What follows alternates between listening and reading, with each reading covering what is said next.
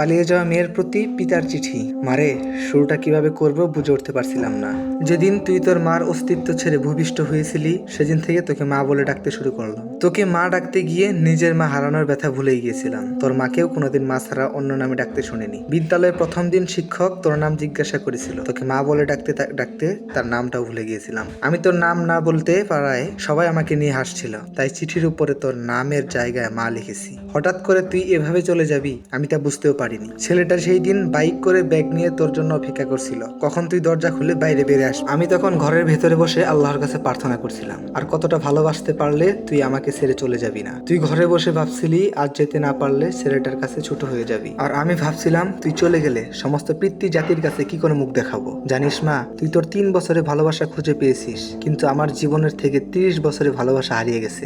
মারে, প্রত্যেকটা পিতা জানে রক্ত পানি করে গড়ে তোলা মেয়েটা একদিন অন্যের ঘরে চলে যাবে। তারপরও একটু কৃপণতা থাকে না তাদের পিতাদের ভেতরে। পিতাদের ভালোবাসা শামুকের মতো, বাহিরটা শক্ত হলেও ভেতরটা খুব নরম হয়ে থাকে। পিতারা সন্তানের কতটা ভালোবাসে তা বুঝতে পারে না, তবে অনেকটা ভালোবাসতে পারে। জানি না আমার লেখাগুলো পড়ে তোর খারাপ লাগতে পারে, কি করব বল। তোরা তো যৌবনে পা রাখার পর চোখ, নাক, কান সবকিছু প্রতি বিবেচনা করে প্রেম করিস, কিন্তু যেদিন জানতে পারলাম তুই তোর মায়ের গর্ভে অবস্থান করছিস সেদিন বুঝতে পারিনি তুই কালো না ফর্সা হবি, ল্যাংড়া না পেতনি হবি। কোনো কিছুর অপেক্ষা না করেই তোর ভালোবাসায় পড়েছিলাম, তাই এত কিছু লিখেছিলাম। আমি জানি না তোদের মতো সন্তানের একটা প্রশ্ন, পিতারা কেন তাদের ভালোবাসাটাকে সহজে মানতে চায় না। উত্তরটা তোর কাঁধে তোলা থাকবে। তুই যেই দিন মা হবি সেদিন নিজে নিজেই উত্তরটা পেয়ে যাবি। তোরা যখন একটা ছেলের হাত ধরে পালিয়ে যাস তখন ওই ছেলে ছাড়া জীবনে কারো প্রয়োজন বোধ করিস না, কিন্তু একটা পিতা বুঝে তার জীবনের নিজের মেয়েটা কত প্রয়োজন। যেদিন তোর নানার কাছ থেকে তোর মাকে গ্রহণ করেছিলাম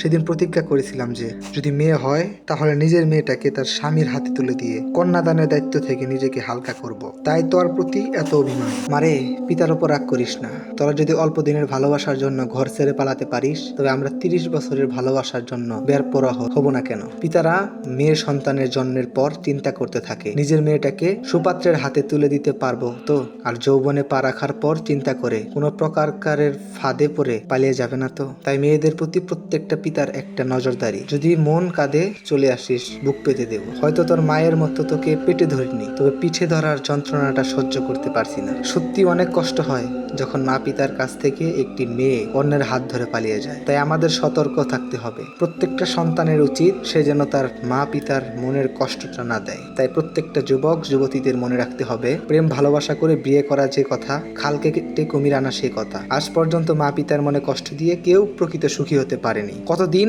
বা আমার বাঁচবো আর জন্য মা পিতাকে কষ্ট দেব? মন আল্লাহর সাথে নাফরমানি করব। আসুন আমরা আল্লাহকে ভয় করি, অন্ধকার কবরের কথা স্মরণ করি, অবৈধ প্রেম ভালোবাসা থেকে বিরত থাকি, পরিবার, সমাজ ও রাষ্ট্রকে এই কলঙ্ক থেকে বাঁচিয়ে রাখি।